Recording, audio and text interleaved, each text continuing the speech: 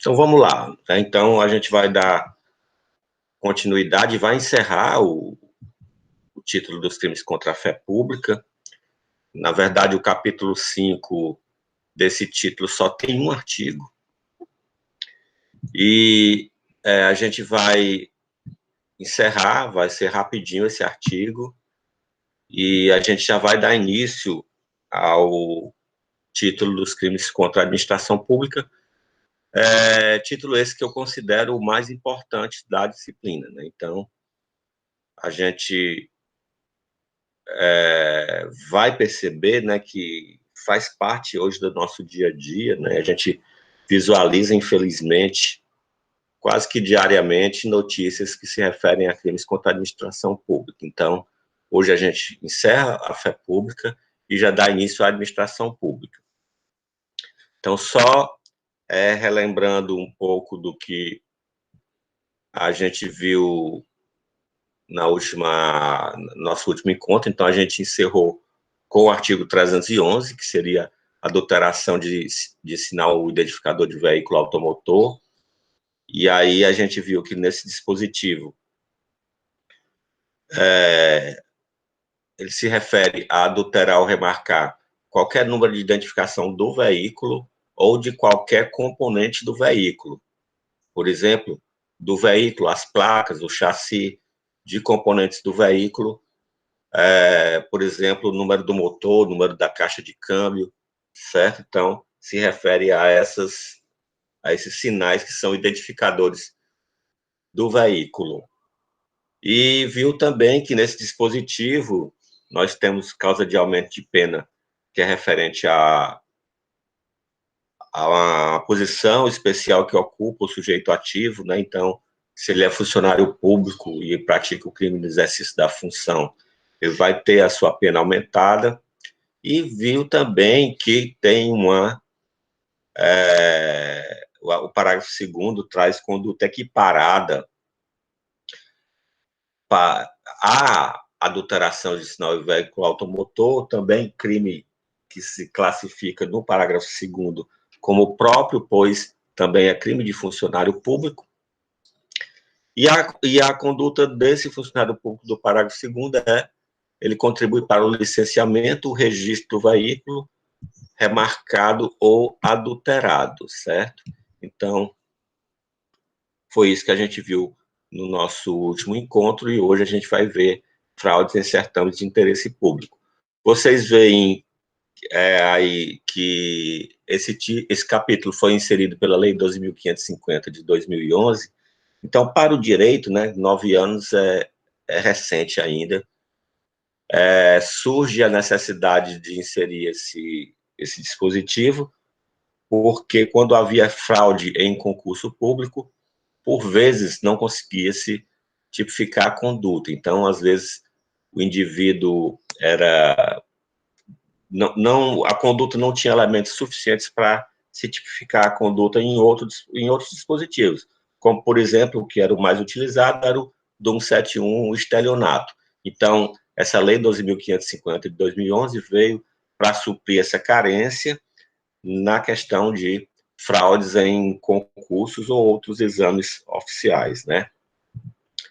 Então, a redação do artigo 311 seria utilizar ou divulgar indevidamente com o fim de beneficiar a si ou a outro, ou de comprometer a credibilidade do certame, conteúdo sigiloso, né? Então, observem que nós temos aí um elemento normativo, que é esse indevidamente. Então, necessariamente a conduta exige esse elementar, porque senão não é crime, obviamente, né?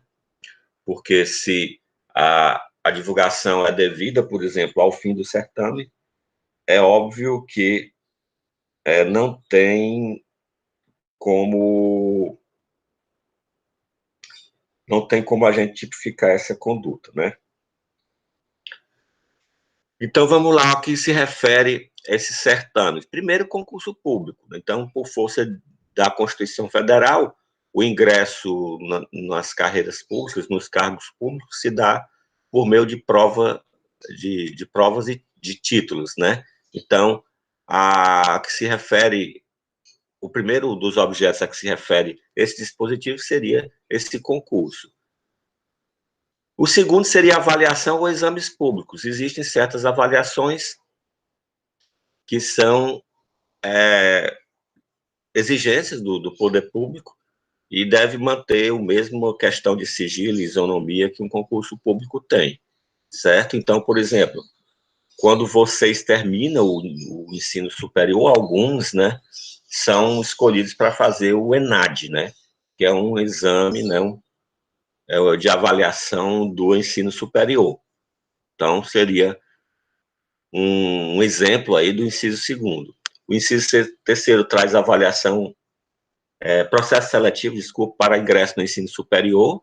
Então, um exemplo seria o Enem, né? O Enem é um processo para ingresso no ensino superior, ou o próprio vestibular, né? Então, mesmo o vestibular que é realizado por uma instituição particular, como, por exemplo, a Unifor, ele é protegido por esse dispositivo também. Então, alcança, sim, vestibulares, inclusive de instituições de ensino superior particulares. Exames ou processo seletivo previsto em lei também, alcançado por esse dispositivo. Então, por exemplo, o exame de ordem, né? Então, quando vocês concluírem o curso, vão se submeter ao exame de ordem, né, para poderem advogar. Então, esse exame não é um processo seletivo, mas é um exame previsto em lei.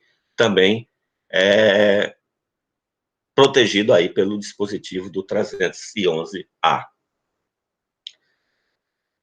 Nós temos ainda um parágrafo primeiro, que é a conduta equiparada, né? Então, nós vamos ter que, nas mesmas penas, incorre quem permite ou facilita, por qualquer meio, o acesso de pessoas não autorizadas às informações mencionadas no caput. Então, no momento em que se está construindo, né, um concurso, um exame, se está em processo de formação, existe um certo sigilo e, por exemplo, no local onde são elaboradas as questões, as provas, tem um acesso restrito. Então, o parágrafo primeiro prevê aí uma conduta equiparada pelo simples fato de alguém facilitar, né, por qualquer meio, o acesso às informações, ou seja, se facilita o acesso a locais onde as provas estão sendo elaboradas, efetivamente está se facilitando o acesso a informações. O parágrafo 2º tem natureza jurídica de qualificadora, então, é uma qualificadora pelo resultado. Então, se há dano à administração pública, por exemplo, o cancelamento do concurso, né? Então, se cancela o concurso e vai realizar um novo. É óbvio que isso é um dano à administração pública, porque o novo concurso vai ter custo, né? Então, isso é uma hipótese aí de aplicação do parágrafo 2º, que, repetindo, tem natureza jurídica de qualificadora pelo resultado. E o parágrafo 3º tem natureza jurídica de causa de aumento de pena, e essa causa de aumento de pena é em decorrência de uma posição especial que ocupa o sujeito ativo. Então, quando o crime é praticado por funcionário público, aí nós vamos ter a incidência do parágrafo 3º. Então, os principais elementos do tipo objetividade jurídica seria a fé pública, especificamente na questão da lisura dos certames, né, dos concursos e exames públicos, e o objeto material, o próprio certame ou exame, né, pessoal? Então, objeto material, só lembrando a vocês o conceito, é a pessoa ou coisa sobre a qual recai conduta delituosa. É crime comum, né? Então, qualquer pessoa pode praticar, não há exigência nenhuma para a prática desse delito, com exceção do parágrafo 3º, né? Porque o parágrafo 3º é uma causa especial de aumento de pena em relação à posição que ocupa o sujeito ativo, e exige que o sujeito ativo seja funcionário público.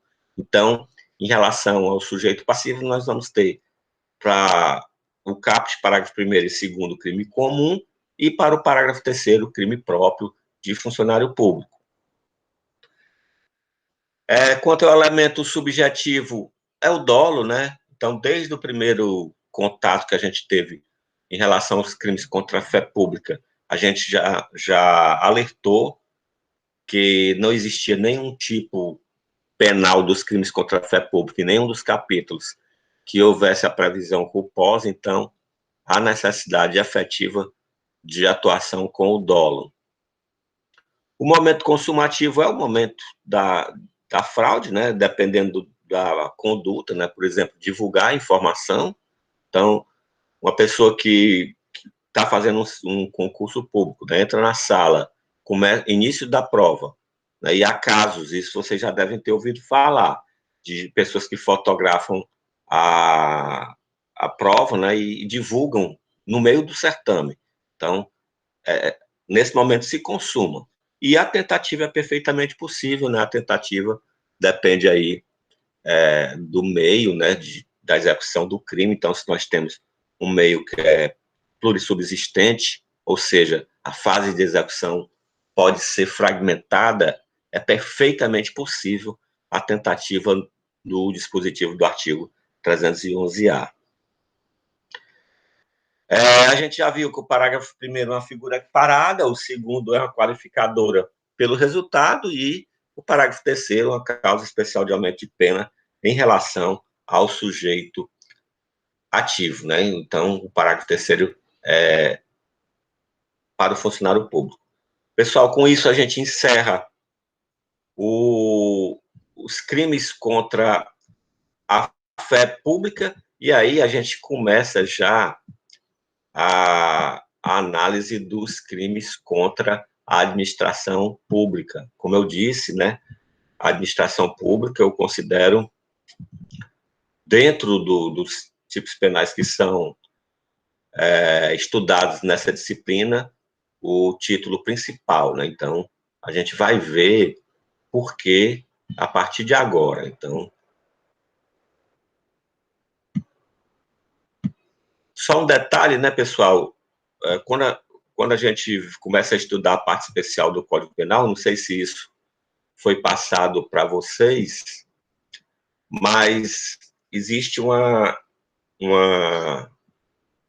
uma ordem lógica da disposição dos títulos, capítulos e artigos, né? Então, os títulos e capítulos agrupam artigos que têm características comuns. E a ordem que é dada dentro da parte especial é a ordem de valor do bem jurídico protegido. Então, por isso que a gente começa com os crimes contra a pessoa, iniciando os crimes com os crimes contra a vida, né? Porque, obviamente, a vida, né, é o bem jurídico mais relevante para a gente. Sem ela, os outros não servem para nada. Aí vocês veem, na sequência, tem lesão corporal, periclitação da vida e da saúde, liberdade individual, e assim vai. A gente percebe que vai de um valor maior para um valor menor o bem jurídico. Ocorre que essa classificação, nessa ordem, ocorreu em 1940, né? Então, obviamente, alguns bens jurídicos que na época pareciam ser mais irrelevantes, hoje são bastante irrelevantes, bastante relevantes. É óbvio que se a gente fosse classificar hoje em relação ao valor do bem jurídico, os crimes contra a administração pública não estariam no último título do Código Penal, né? Então, esse é o último título. Isso quer dizer que a época da elaboração do Código Penal, a administração pública, né, esse bem jurídico, não tinha tanta relevância como tem agora, certo? Então, essa explicação eu gosto de passar, porque a gente tem que contextualizar essa questão da classificação no espaço-tempo, né? Então, no tempo, talvez não tivesse tanta relevância. E qual a importância, né, de termos um título dos crimes contra a administração pública? Então, eles atingem direto a administração pública e indiretamente um número indeterminado de pessoas, né? Então, é óbvio que a gente percebe hoje, na situação que a gente está, né, necessitando de, por exemplo, de hospitais, de leitos de hospitais, de leitos de UTI, a gente percebe o quão é importante a aplicação correta do dinheiro público. Então, imagine, o dinheiro que é desviado para a construção de um hospital diretamente atinge a administração pública, mas indiretamente você não consegue alcançar o número de pessoas que são atingidas. Quantas pessoas não terão atendimento médico? Quantas pessoas morrerão por falta desse atendimento médico? Então, observem como esse bem, a administração pública, é importante. E aí, em decorrência dessa, digamos, da má utilização ou desvio ou das verbas, a gente vai ter, em consequência, a precariedade de serviço público. Não é difícil também a gente observar em relação, hoje, à falta de leitos hospitalares, em relação a escolas, né, em relação à segurança pública, né, ao policiamento, a questão de estradas, né, estradas pavimentadas ou esburacadas, urbanização, né, habitação. Então, pessoas que moram em locais totalmente inapropriados para habitação, né, em locais onde, em costas, morros, que qualquer chuva há desmoronamento, deslizamento que pode ocorrer, perda de vidas, né, como a gente vê todo ano a gente tem notícias de pessoas que morrem em consequência de calamidades que são naturais, né, em decorrência da natureza. E aí, pessoal, também, em consequência, o Estado deixa de cumprir funções sociais estabelecidas na Constituição, né? Então, a questão da própria precariedade de serviço público, como escola, policiamento, que são funções estabelecidas na Constituição para o Estado, quer seja função no âmbito federal ou no âmbito estadual ou municipal, o serviço fica prejudicado.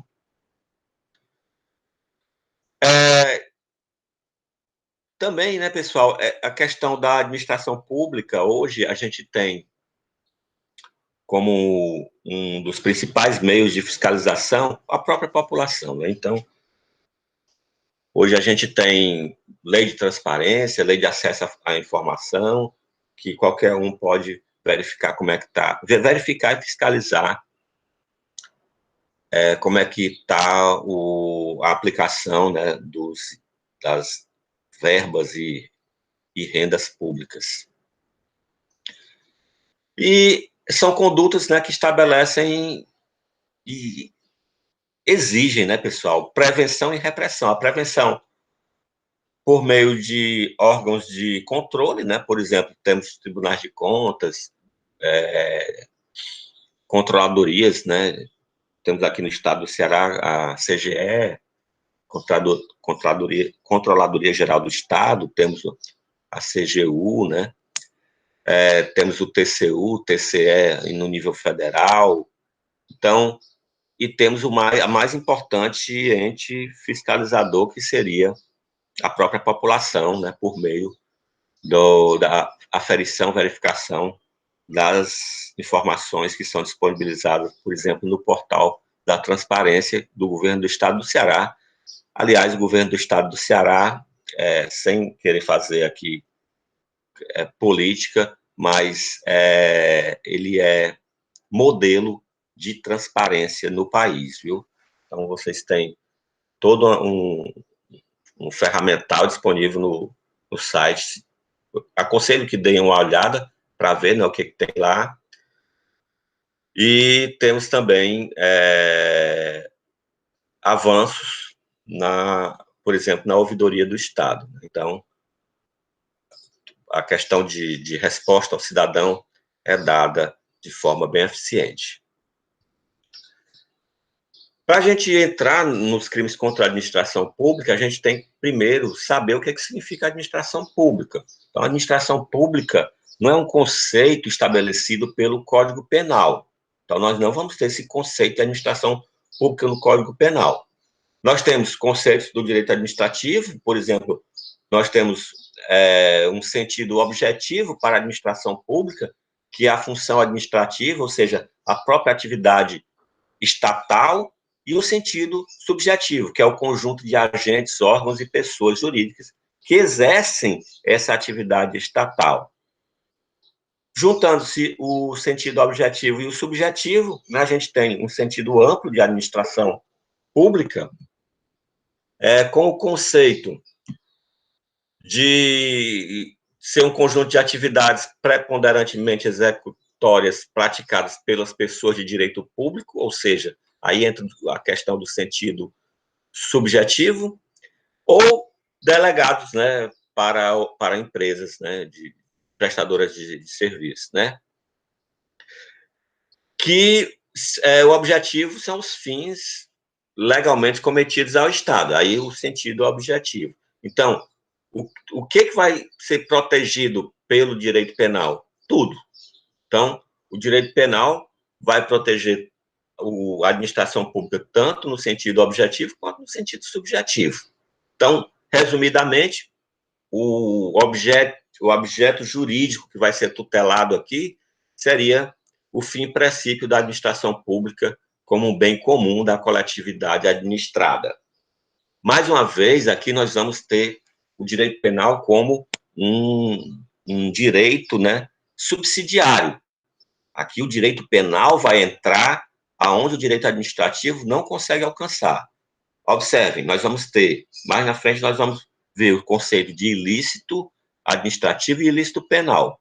Então, a própria administração pública, o próprio direito administrativo, prevê sanções administrativas. Mas aí, quando a conduta é mais grave, que o direito administrativo não pode atuar, ele vai se socorrer do direito penal no auxílio à aplicação dessas penalidades. Então, o Código Penal vem realmente como reforço à proteção do interesse público. Como eu já disse, o conceito da administração pública para o Código Penal é o amplo, né? Então vai alcançar tanto o sentido objetivo quanto o subjetivo. E a objetividade jurídica dos crimes contra a administração pública é esse interesse, esse sentido subjetivo e o sentido objetivo da administração pública. Então, quando se fala que vai se tutelar a normalidade funcional, temos aí o sentido objetivo. A probidade, os dois, o sentido objetivo e subjetivo. A moralidade, a eficácia e a incolumidade. Então, isso aqui vai ser protegido por esse título dos crimes contra a administração pública em seus capítulos, né? Então, nós vamos ter 5 capítulos, nós vamos ter crimes praticados por funcionário público contra a administração em geral, são crimes próprios, funcionais. Em seguida, crimes praticados por particulares contra a administração em geral, são crimes comuns. Crimes praticados por particular contra a administração pública estrangeira, também crime comum. Em seguida, crimes praticados contra a administração da justiça, e aí a gente sai, né? Observem que nos 2 primeiros capítulos, quando se fala em administração pública em geral, ela alcança todas as funções do Estado, né? Aquela tripartição, né? Já antevista por Montesquieu, de legislativo, executivo e judiciário. Então, quando se fala em administração pública em geral, se fala nos 3 âmbitos da administração pública. Porque o capítulo 3 traz especificamente crimes praticados contra a administração da justiça. Aí está se falando apenas de um dos aspectos da administração pública, né? O poder judiciário. E, por fim, os crimes contra as finanças públicas, que aí também alcança todo o poder. Então, a gente pode perceber que nós vamos ter crimes que são cometidos pelos chamados intraneus e por extraneus, né?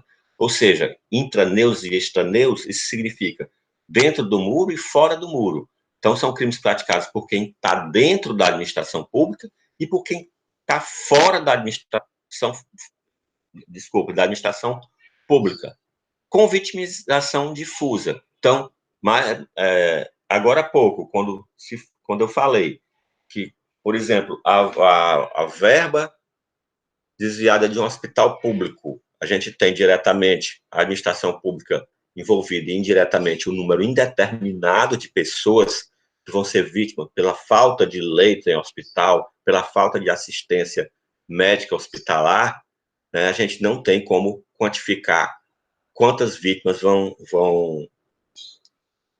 sofrer. Né? Então, por isso que se diz que a vitimização é difusa.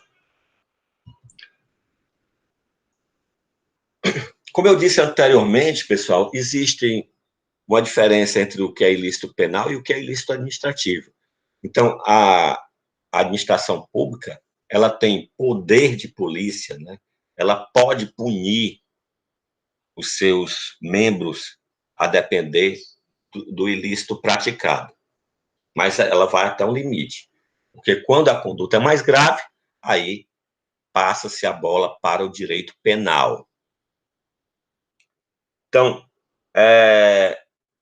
o ilícito administrativo vai violar regras do próprio direito administrativo e a própria administração pública vai ter poder de sanção depois de um processo administrativo. Então, nós vamos ter sanções administrativas, por exemplo,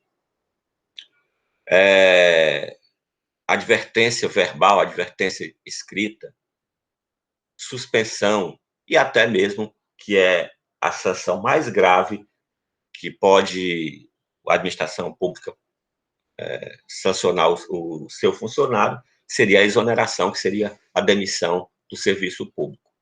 Quanto o ilícito é penal, ele é mais grave, né, porque ele vai violar a regra de comportamento que transcende, né, o social e até político, né.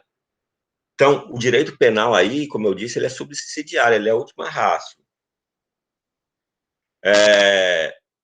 Sendo que, em certas situações, por ser mais grave, a administração pública não vai poder sancionar, aí passa-se para o Poder Judiciário. Então, a pessoa, ao invés de responder um processo administrativo, que vai culminar com a sanção administrativa, né, vai responder por um processo penal, que vai culminar com a sanção penal.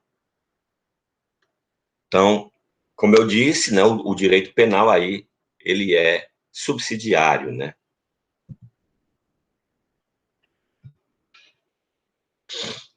Já entrando no primeiro capítulo, pessoal, dos crimes contra a administração pública,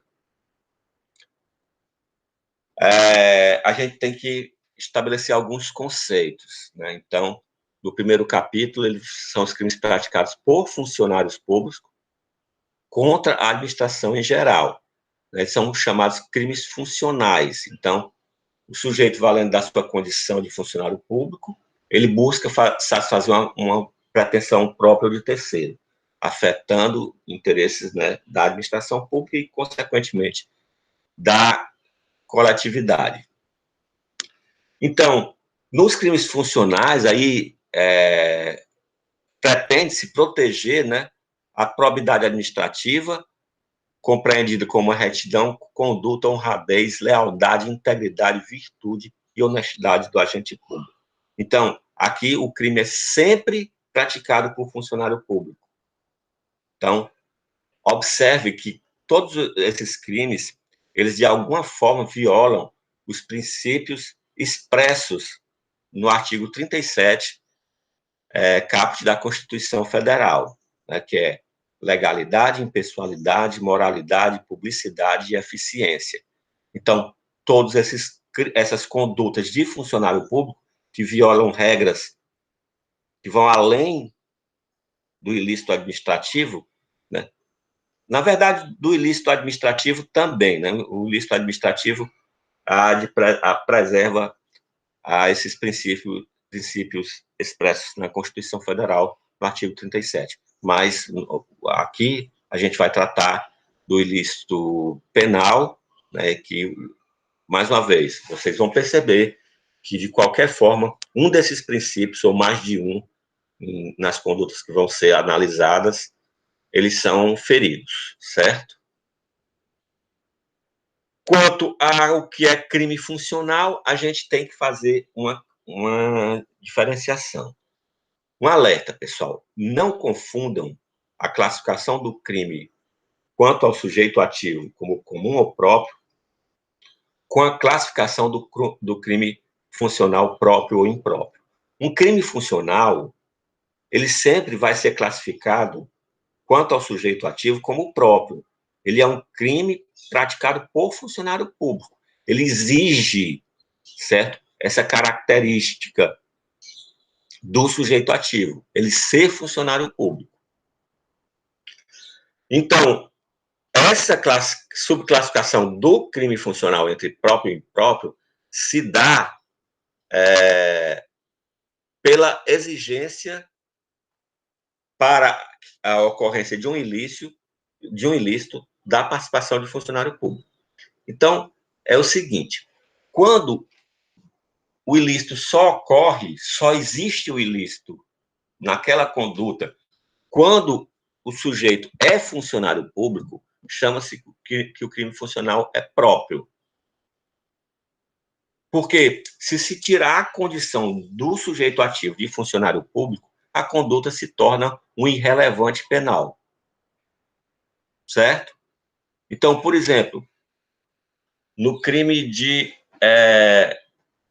corrupção passiva ou prevaricação, que é corrupção passiva é solicitar para si ou para outrem vantagem indevida. Prevaricação é deixar de fazer algo em decorrência de um sentimento pessoal.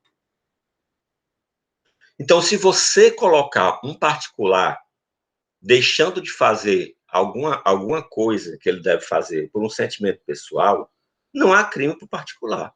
Não há nenhuma conduta, não há nenhum tipo penal que possa se amoldar à conduta de um particular que deixe de fazer algo que ele tem que fazer por um sentimento pessoal. Isso não é crime. Ocorre que se um funcionário público deixa de fazer algo que ele tem que fazer por um sentimento pessoal, isso é crime. Então, percebam a diferença. A conduta é a mesma, deixar de fazer algo. Eu coloco na condição de quem pratica a conduta. Um particular não é crime. Eu coloco na posição um funcionário público é crime. Então, isso é o chamado crime funcional próprio. Ele só existe para condutas praticadas por funcionário público. Quando um crime é funcional impróprio, é porque mesmo eu retirando essa condição de funcionário público, a conduta passa a ser ilícita. Vejamos, no artigo 312, parágrafo 1º, certo? É o crime de peculato furto. Então, se um funcionário público subtrai coisa alheia do poder público na sua condição de funcionário, certo? Ele vai praticar o crime de peculato furto. Se um particular subtrai algo, ele vai coisa alheia móvel, ele vai praticar o crime de furto. Vejam, independente se a conduta é praticada por um funcionário público ou por um particular, há crime. Então, por isso que o crime é chamado de funcional impróprio, que é aquele crime que pode haver tanto para o particular quanto para o funcionário público. O crime funcional próprio, não, ele só há para o funcionário público. Não esquecendo que, mesmo sendo um crime funcional, um particular pode responder pelo crime na condição de coautor ou partícipe. Isso por força do artigo 30 do Código Penal, certo? Do artigo 30 da parte geral. O artigo 30 diz o seguinte: não se comunicam circunstâncias ou características pessoais, salvo se elementares do tipo.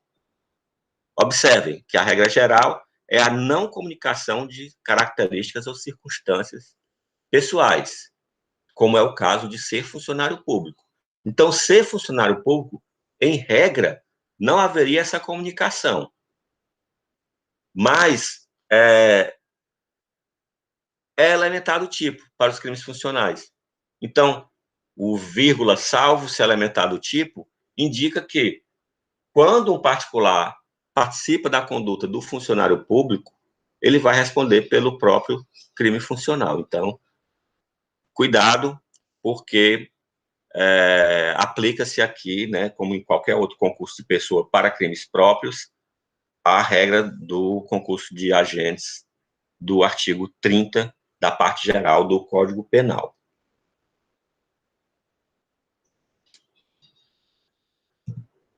Momento aleatório da aula. Eu acabei de ficar totalmente desconcentrado porque minha filha de 4 anos acabou de dar um grito lá embaixo.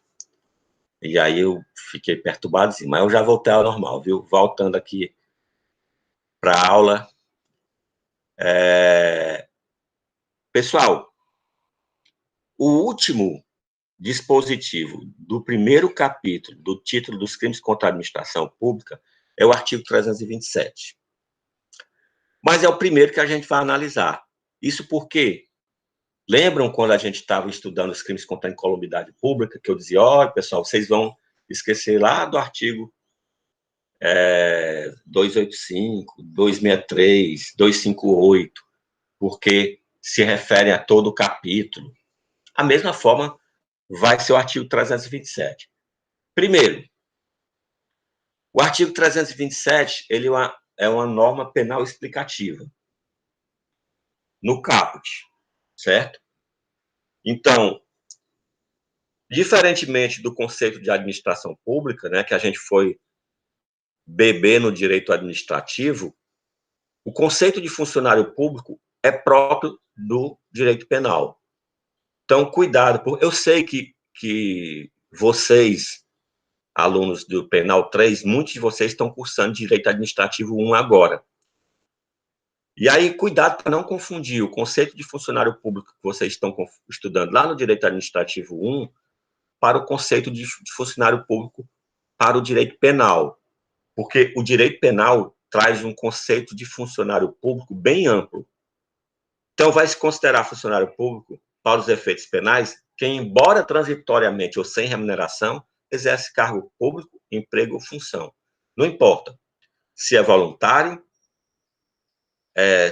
se não recebe remuneração. Por exemplo, um estagiário voluntário lá do fórum, que estagia nas varas do fórum, mesmo de forma voluntária, para efeitos do direito penal, ele é funcionário público.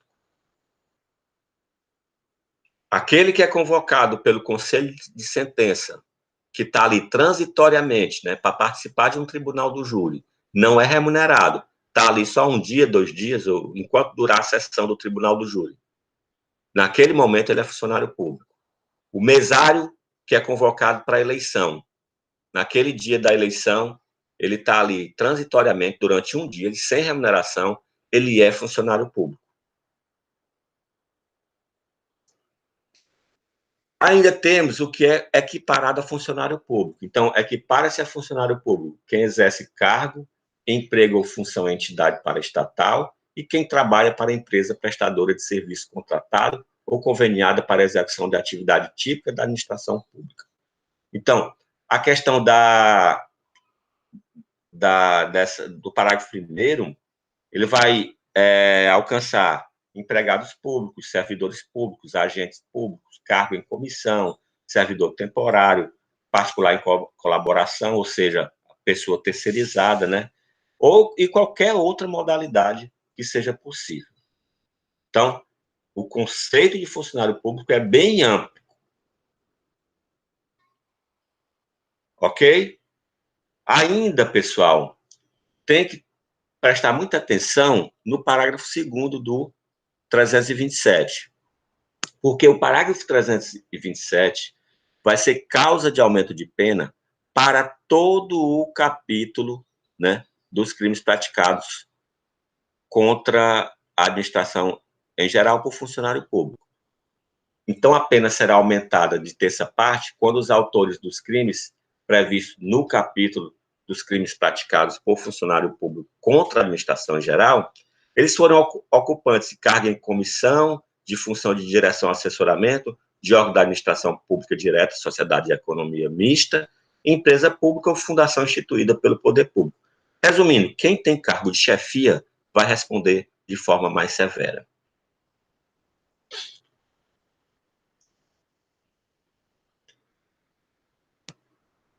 Observação acerca do processo penal, certo? Então, eu sei que vocês ainda não iniciaram o direito processual penal 1, isso vocês devem fazer a partir do próximo semestre, mas já fica adiantado aqui para vocês que nós vamos ter rito especial previsto no Código de Processo Penal, certo? Para os crimes funcionais. Que os crimes funcionais todos são afiançáveis.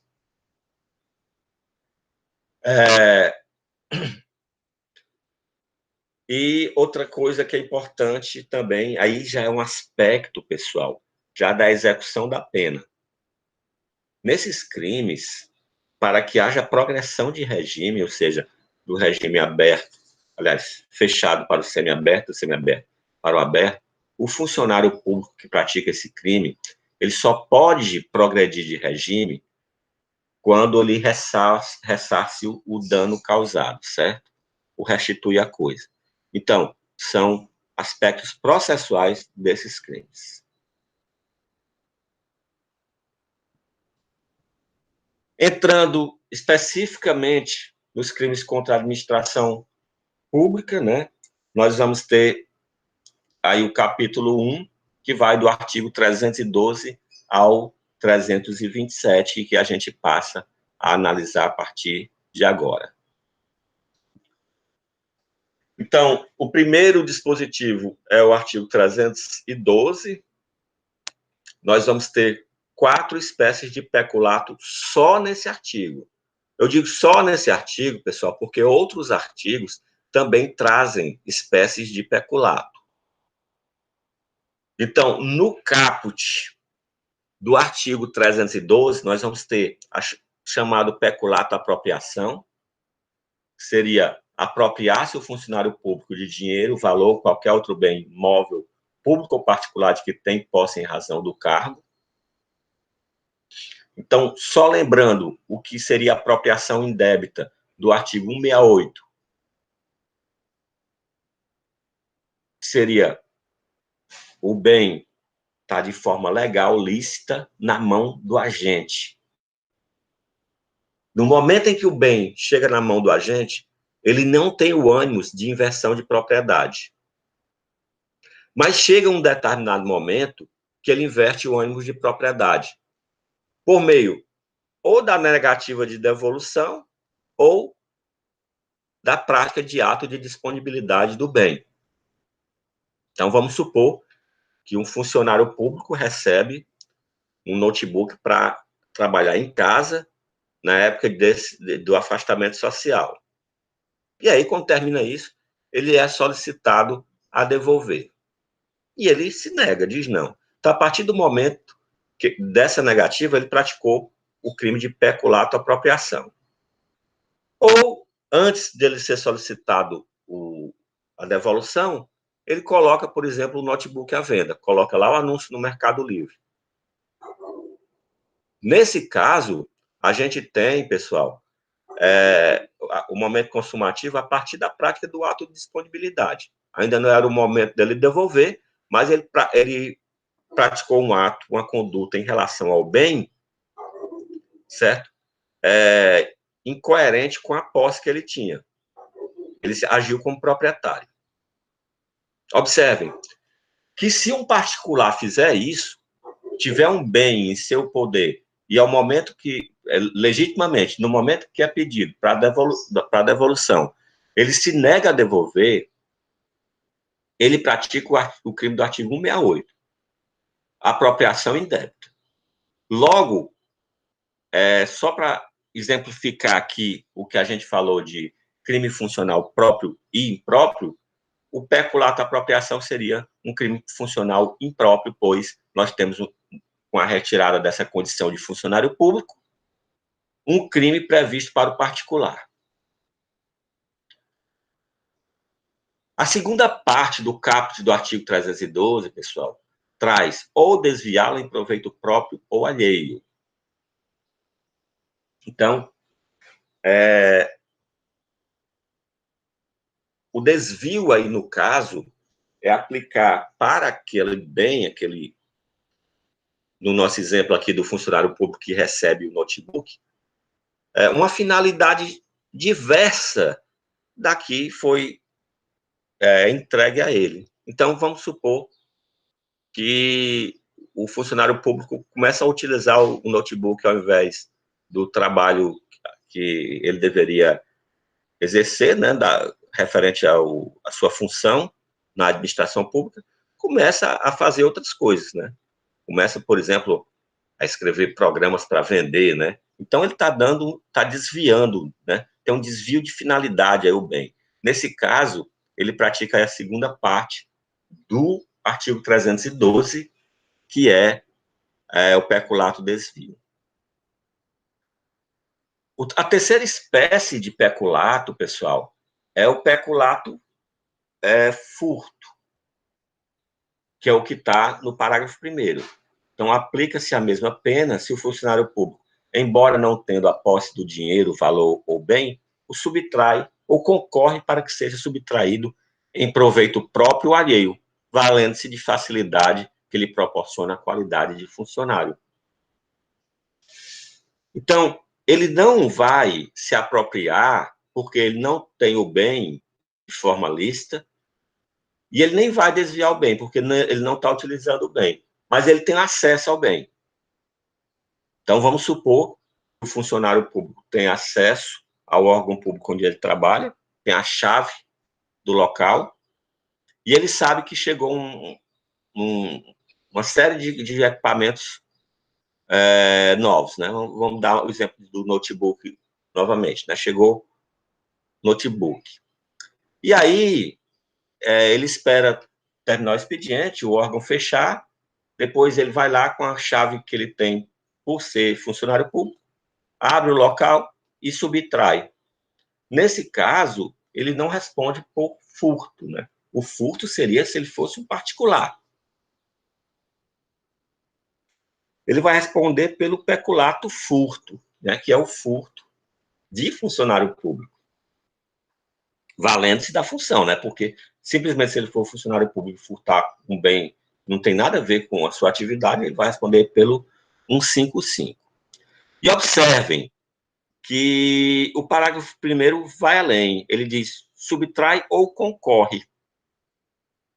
Ou seja, concorrer, ele não pratica a conduta, mas ele participa. Então, vamos pegar o mesmo exemplo. Ao invés do funcionário pegar sua chave e se dirigir ao órgão que está fechado, né, depois do expediente, ele, com um compasso, ele entrega a chave e diz, vai lá, que chegou tal equipamento, está em tal local. Então, ele está concorrendo para que seja subtraído o bem. Então, um particular vai lá e pratica a conduta. Observando que aqui a gente já pode puxar o artigo 30, né, para dizer que esse particular também responderia pelo peculato, pois ele está concorrendo com o funcionário público e, sendo funcionário público, elementar desse tipo penal, essa característica vai ser transmitida para o particular.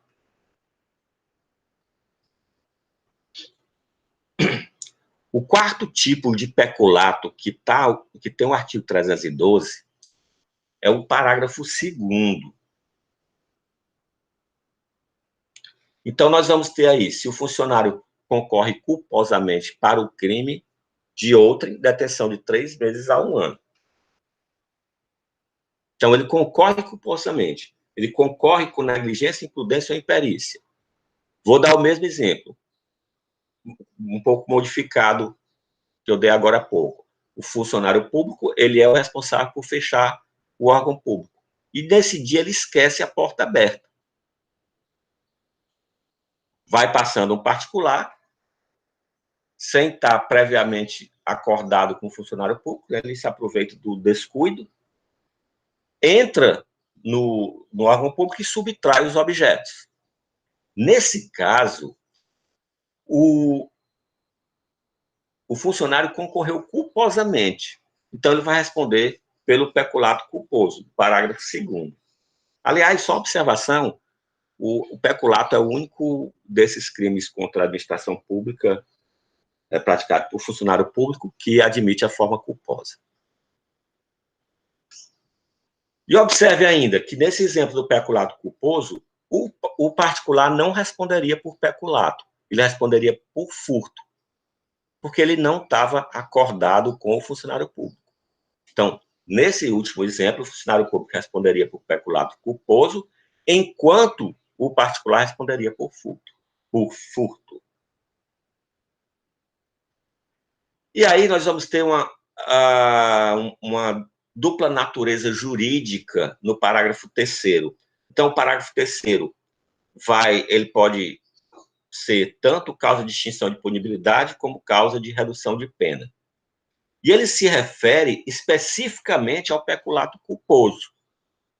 Então, no caso, né, do parágrafo anterior, que é o parágrafo 2º do peculato culposo, a reparação do dano se precede a sentença irrecorrível, ou seja, se ele é antes do trânsito em julgado, extingue a punibilidade. Então, aí nós temos natureza jurídica de causa de extinção de punibilidade.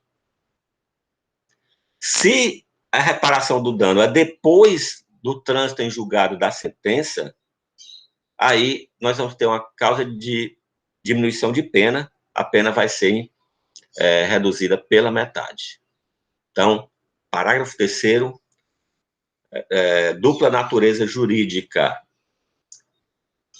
Quanto aos principais elementos do tipo, né, nós vamos ter como bem jurídico tutelado a administração pública, o objeto material, o bem, né, o valor, o dinheiro, né, sujeito ativo, o funcionário público, né, então, crime funcional só pode ser praticado pelo funcionário público, observando, né, a questão do concurso de pessoas e a aplicação do artigo 30 do Código Penal. O sujeito passivo seria o próprio Estado, né, que é quem é o titular do bem jurídico tutelado, a administração pública.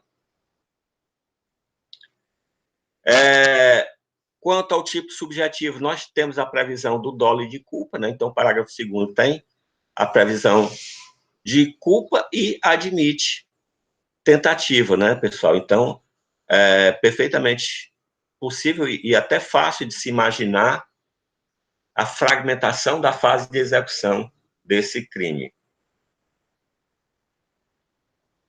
Quanto à consumação, depende do meio, né? Depende do tipo de peculato. Então, nós vamos ter peculato apropriação, peculato desvio, peculato furto.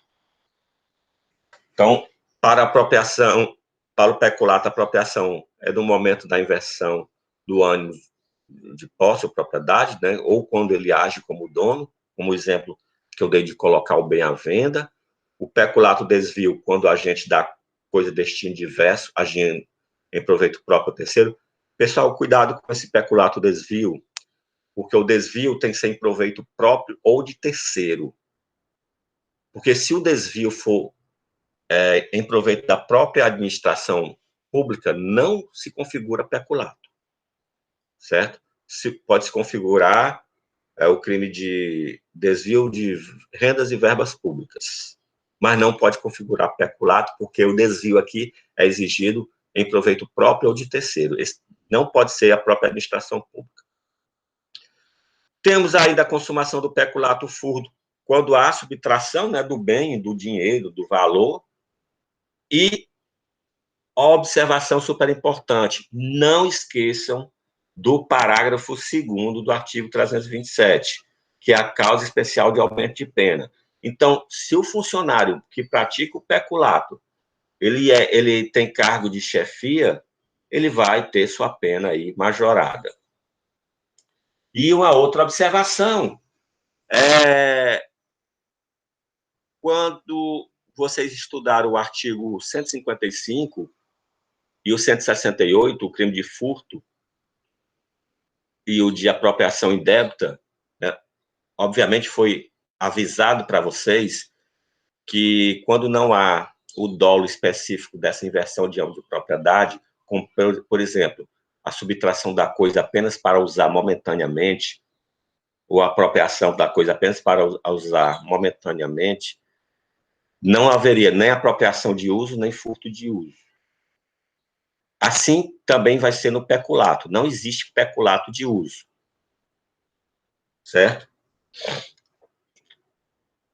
Peculato de uso enquanto o crime de peculato. Isso não quer dizer que um funcionário público que use o bem em proveito próprio, né, sem a intenção dessa inversão do ânimo de propriedade, não possa vir a ser responsabilizado administrativamente, certo? Então, não existe peculato de uso, e tramita no Congresso uma reforma do Código Penal, que já faz anos e provavelmente demorará anos ainda, que prevê essa conduta de peculato de uso. E, salvo engano, certo? O Código Penal Militar, ele prevê isso aí também, mas o Código Penal não. Vamos parar por aqui, né, pessoal? A gente, a partir do nosso próximo encontro, a gente parte do artigo 313, peculato mediante erro de outrem, e aí eu vou parar agora a gravação para que vocês façam perguntas e tirem